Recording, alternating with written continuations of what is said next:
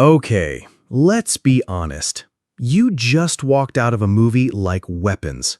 The credits are rolling, the lights are coming up, your heart is hammering against your ribs, your palms are sweaty, and you feel amazing. A huge grin spreads across your face. You feel alive, you're buzzing, and you immediately start talking to your friends about the scariest parts. But have you ever stopped to ask yourself, why? Why do we pay money to feel terror? In any other context, this would be a nightmare scenario. So what is the secret psychological reason that so many of us absolutely love being scared? The answer is way deeper and more fascinating than you think. For decades, psychologists have been just as confused and fascinated by this as we are. The first and most famous explanation is something called Excitation Transfer Theory, pioneered by a researcher named Dr. Dolf Zillmann. And it's a simple but brilliant idea. Imagine your body is a bucket. When you watch a scary movie, your brain dumps all sorts of physiological arousal into that bucket. A racing heart, tense muscles, rapid breathing.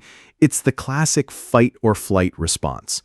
Your body is genuinely preparing for danger. But here's the trick. When the movie ends, when the hero wins or you're safe in the brightly lit theater lobby, that physical arousal doesn't just disappear instantly. It's still sloshing around in your bucket. And your brain, which is always trying to make sense of things, looks at your new, safe environment and misinterprets that leftover anxiety. It labels it as something else entirely: intense euphoria and relief. So that massive wave of joy you feel at the end, according to this theory, it's actually amplified by all the fear you felt just moments before. The fear becomes the fuel for the happiness. Pretty clever, right? But okay, that explains the feeling after. What about the people who enjoy the suspense and the jump scares during the movie? That theory doesn't quite cover the thrill of the ride itself. This is where a second, even stranger idea comes in: benign masochism. I know, it sounds intense, but stick with me. Psychologist Paul Rosen coined this term to describe the joy we get from negative experiences that our brains know are not actually a threat. Think about the pain of eating super spicy food, the burn in your muscles during a good workout, or the stomach-dropping feeling of a roller coaster. Horror movies are the ultimate example of this. Your deep, primal brain is screaming, "Danger!" But your higher, logical brain is calmly sitting there, eating popcorn and reminding you, hey, it's just a movie. That's just an actor. You are perfectly safe. This creates a beautiful paradox. You get to experience the entire biological thrill of a life or death situation, the adrenaline, the dopamine, the heightened senses, from the complete safety of your chair. It's a threat simulation.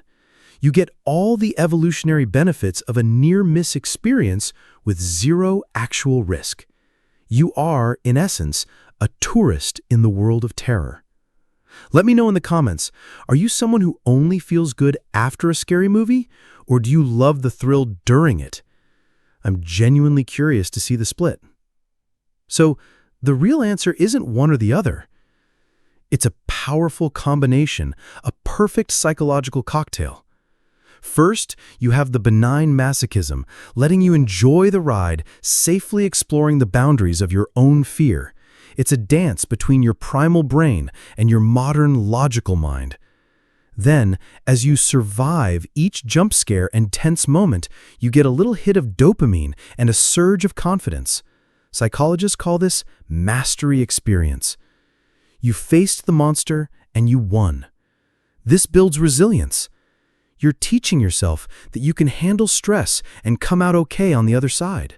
And finally, when the movie ends, the excitation transfer theory kicks in, taking all that leftover anxiety and converting it into a huge, satisfying wave of relief and euphoria.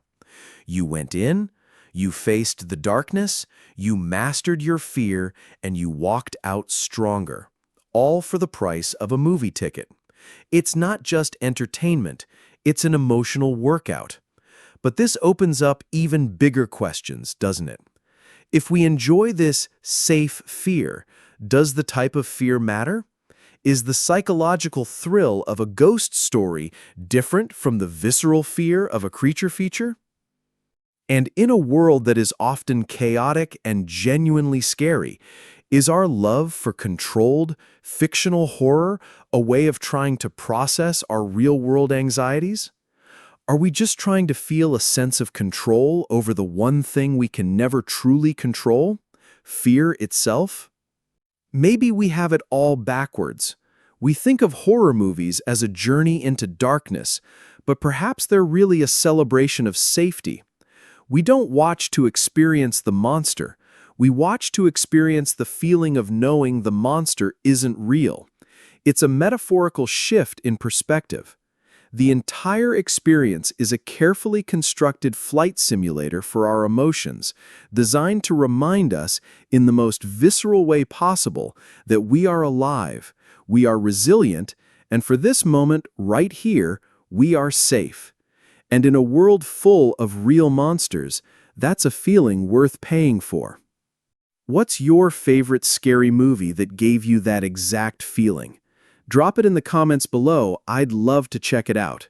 And if you enjoyed this little dive into the human brain, make sure to hit that subscribe button and ring the bell so you don't miss our next exploration. Thanks for watching. Stay curious.